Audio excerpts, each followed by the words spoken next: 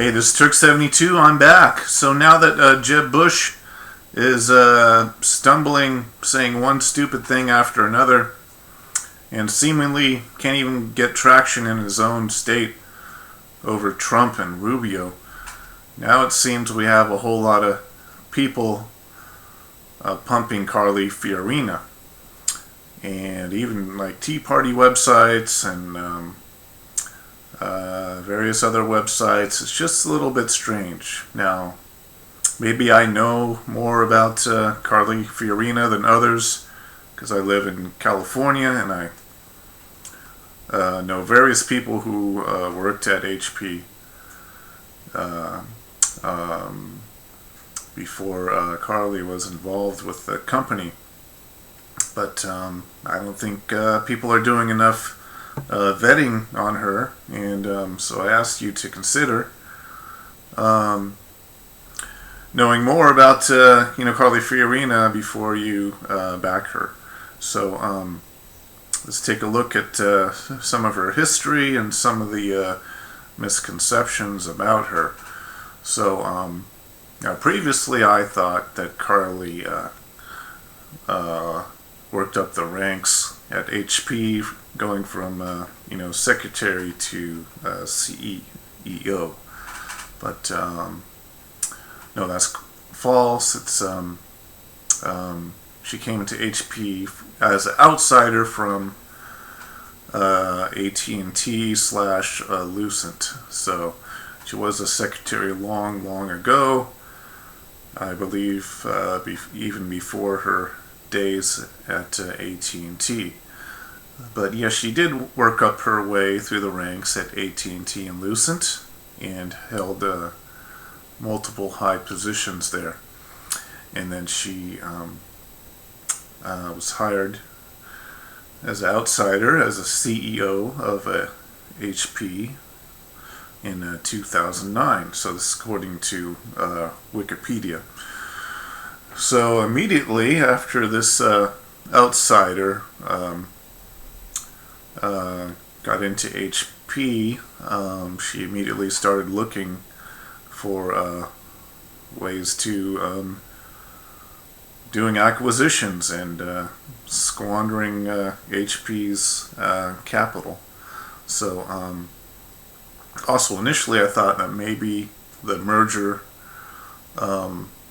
between HP and Compaq was not Carly's idea, that she was perhaps hired to mitigate the merger, but that appears to be not true according to Wikipedia. She was all for the merger and went against various board members, including the founder's son, and to go ahead with the merger despite great opposition. There was a proxy battle, and it still went through.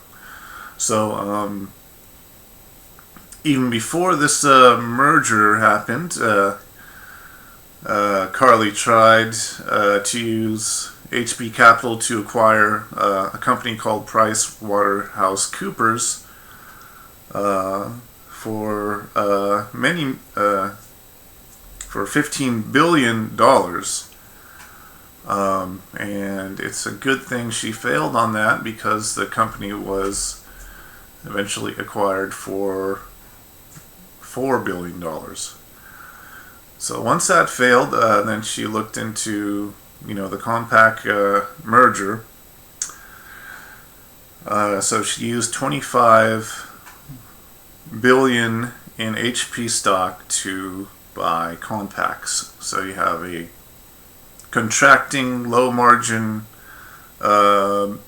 business buying even worse contracting low margin business, and as a result 30,000 people were fired. Again, there had to be a blending of a culture. The culture at HP was very employee orientated. They had a very high employee satisfaction level, especially for a tech company.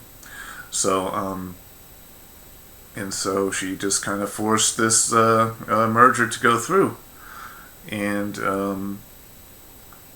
HP lost a lot of stock value, and I think they, instead of squandering that capital, they could have used it to weather those tough times after the .com bubble.